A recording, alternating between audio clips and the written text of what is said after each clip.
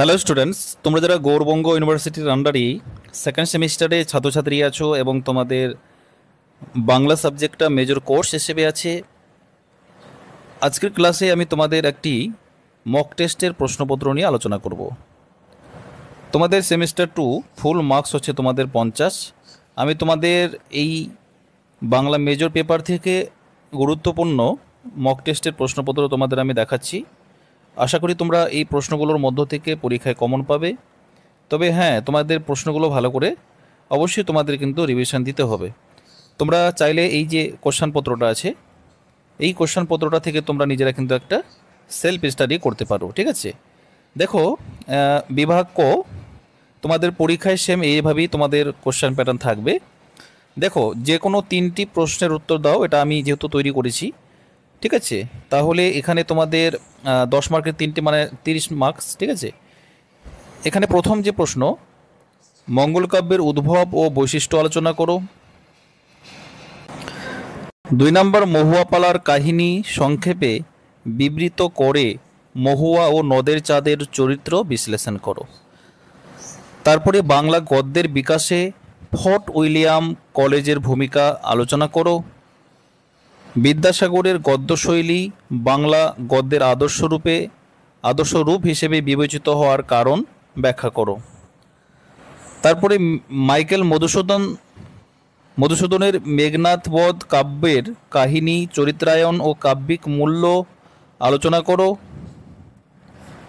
তারপরে আছে দীনবন্ধু মিত্রের নীলদর্পণ নাটকের ঐতিহাসিক, সামাজিক ও রাজনৈতিক তাৎপর্য আলোচনা করো।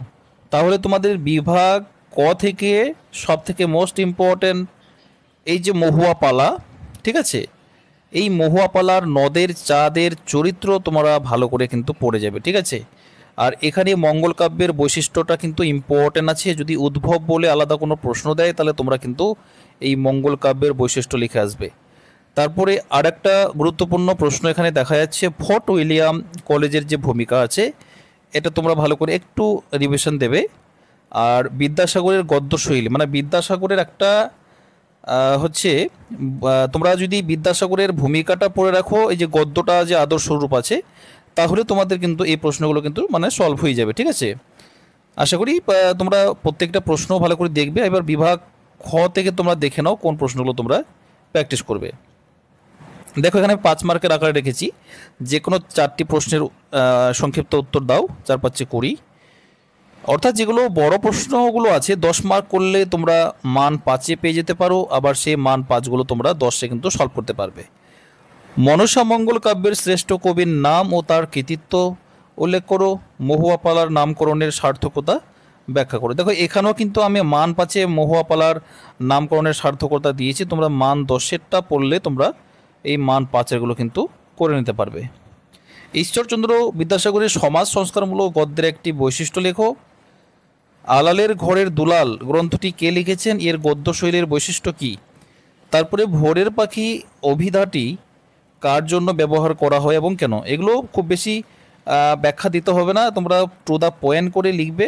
আর ব্যাখ্যাটা এমনভাবে হবে যেখানে তোমরা ধরো মোটামুটি 7টে বা 8টে পয়েন্ট দিয়ে তোমরা শেষের দিকে উপসংহার দিয়ে তোমরা আলোচনাটাকে শেষ করবে। তাহলে এই ছিল তোমাদের মক টেস্টের কোশ্চেনপত্র। তোমরা এটাকে ভালো করে রিভিশন দাও। আর তোমাদের পরীক্ষার আগে আরেকটা তোমাদের আমি চূড়ান্ত তোমাদের মক টেস্ট আমি নিয়ে আসবো। Thanks for